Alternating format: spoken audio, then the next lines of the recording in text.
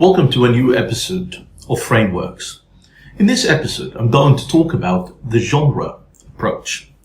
Now, what do we mean by the genre approach? Let's talk first about the word genre. When it comes to linguistics, we can say that the word genre refers to kinds of discourse, such as sermons, poems, novels, you name it. And the idea behind the genre approach comes from actually academics and different universities, especially those who are involved in what we call English for academic purposes. But what are the stages of the genre approach? Stage number one is leading. And as we know, this stage is for the sake of generating students' interest in the topic of the target genre. For example, let's imagine that the genre we're talking about is writing cover letters. Then the leading can be about asking questions like, what kind of documents do we need in order to apply for a job? Have you ever heard of cover letters?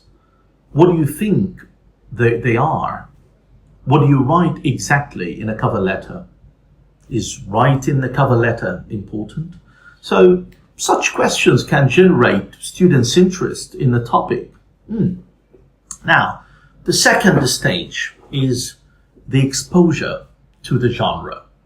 In this stage, you can show your students 3 examples of cover letters and ask them to read them and answer some questions.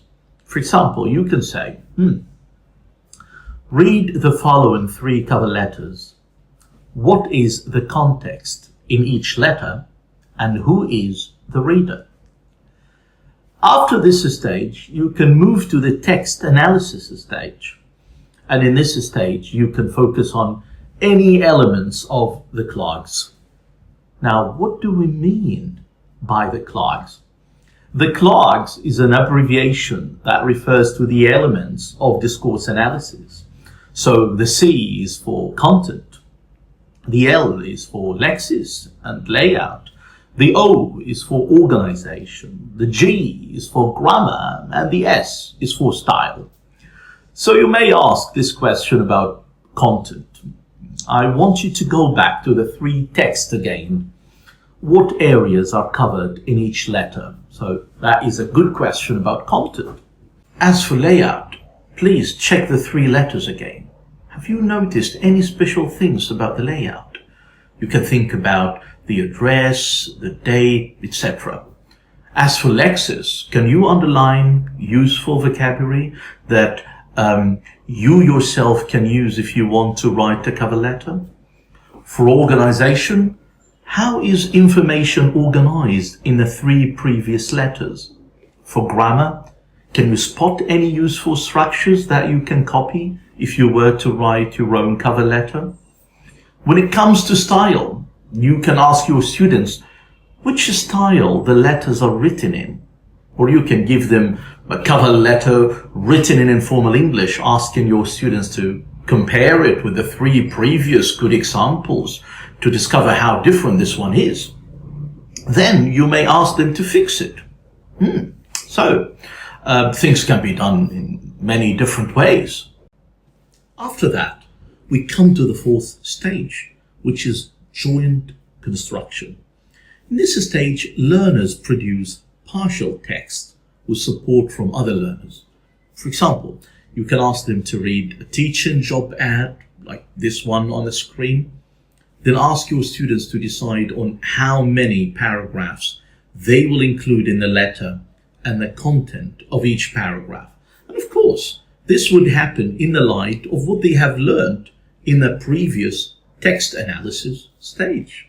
Then we come to the independent structure stage, where each student is asked to write her own cover letter. And finally, the feedback stage. And in this stage, you start with content feedback, which can be, for example, a gallery walk, where you say to your students, imagine that you are a school principal and read the cover letters hanging on the wall. Then take the ones you admire, and the winning cover letter will be the one with the highest number of ticks. That's a lovely also idea for a content feedback. As for the language feedback, it is great when it focuses on the areas of class handled in the writing lesson. And it can be done different ways. It can be collective or personalized. Usually collective feedback is better for busy teachers. And all what you need to do is collect your students' letters, take them home, and produce one sheet that deals with their errors collectively. Or you can read each letter and leave your personalized comments on each one. But that, of course, takes more time. Feedback can also be direct or indirect. It is direct when you correct your students' mistakes, and indirect when you use a correction code in order to give an opportunity for your students to practice self-correction. A correction code can be something like V for vocabulary, T for tense, G for grammar, and then you leave these codes on your students' errors so that they can discover what type of error they have made and try to correct it themselves. Now, some people might say, why do we call this the genre approach? Isn't it an extension of the product approach? And I would say, well, yeah, that's a good point.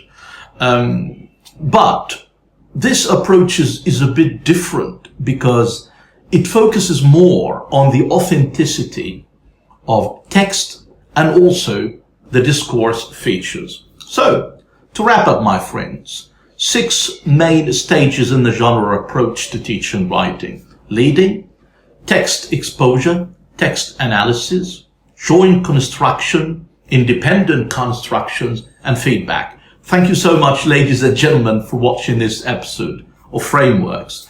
This was Shadi Abu Yusuf from British Training Center.